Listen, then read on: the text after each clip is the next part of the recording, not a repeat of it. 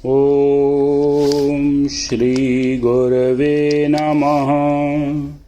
ओम शांति शांति शांति। प्रणाम भगवान। स्वामी विवेकानंद जी के दिव्य ग्रंथ ज्ञान योग के अध्याय बहुत्व में एकत्व से 8वां एपिसोड चलेगा और बात आ रही थी कि वेदांत उस एकत्व को दिखाता है, अनेकत्व में एकत्व का दर्शन कराता है। एकत्व की खोज करना ही वेदांत का उद्देश्य है। फिर स्वामी जी ने बताया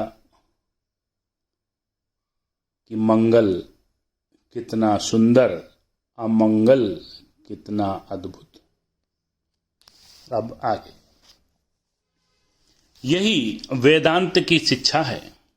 वेदांत यह नहीं कहता कि स्वर्ण पत्र से घाव को ढाके रखो और घाव जितना ही पकता जाए उसे और भी स्वर्ण पत्रों से मढ़ दो।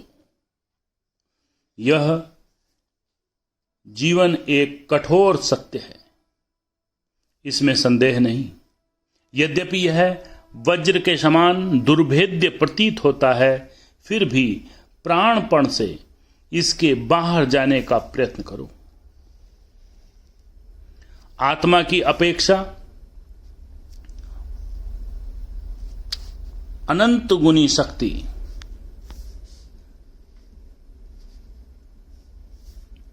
आत्मा की अपेक्षा अनंत गुनी शक्तिमान है। वेदांत तुम्हारे कर्म फल के लिए क्षुद्र देवताओं को उत्तरदायी नहीं बनाता। वह कहता है तुम स्वयं ही अपने भाग्य के निर्माता हो। तुम अपने ही कर्म से अच्छे और बुरे दोनों प्रकार के फल भोग रहे हो। तुम अपने ही हाथों से अपनी आंखें मूंद कर कहते हो कि अंधकार है। हाथ हटा लो, प्रकाश दिख पड़ेगा। तुम ज्योति स्वरूप हो। तुम पहले से ही सिद्ध हो।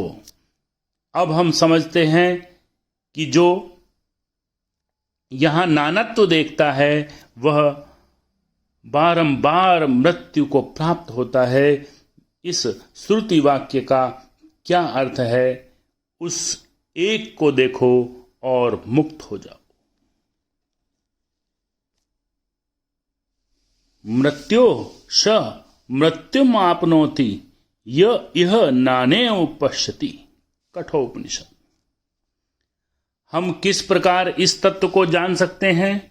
यह मन जो इतना भ्रांत और दुर्बल है, जो थोड़े में ही विभिन्न दिशाओं में दौड़ जाता है, इस मन को भी इतना सबल किया जा सकता है जिससे वह उस ज्ञान का, उस एकत्व का आभास पा सके, जो पुनः पुनः मृत्यु के हाथों से हमारी रक्षा करता है। जल उच्च दुर्गम भूमि में बरसकर जिस प्रकार पर्वतों में बह जाता है, उसी प्रकार जो व्यक्ति गुणों को पृथक करके देखता है वह उन्हीं का अनुवर्तन करता है। वास्तविक शक्ति एक है, केवल माया में पड़कर अनेक हो गई है। अनेक के पीछे मत दौड़ो, उसी एक की ओर अग्रसर हो। वह वही आत्मा, आकाशवासी सूर्य, अंतरिक्षवासी वायु,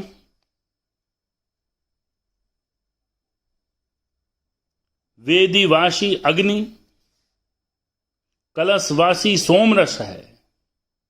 वही मनुष्य, देवता, यज्ञ और आकाश में है। वही जल में, पृथ्वी पर, यज्ञ में और पर्वत पर उत्पन्न होता है। वह सत्य है, वह महान है।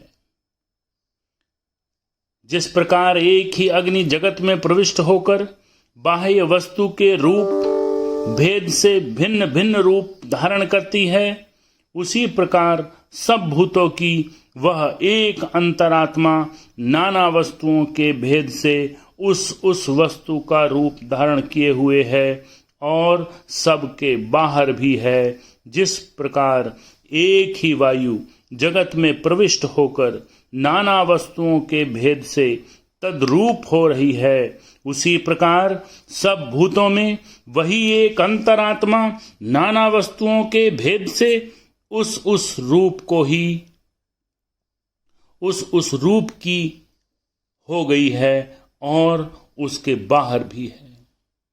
जब तुम इस एकत्व की उपलब्धि करोगे तभी यह अवस्था आएगी, उससे पूर्व नहीं। यही वास्तविक आशावाद है। सभी जगह उसी का दर्शन करो। बहुत सुंदर।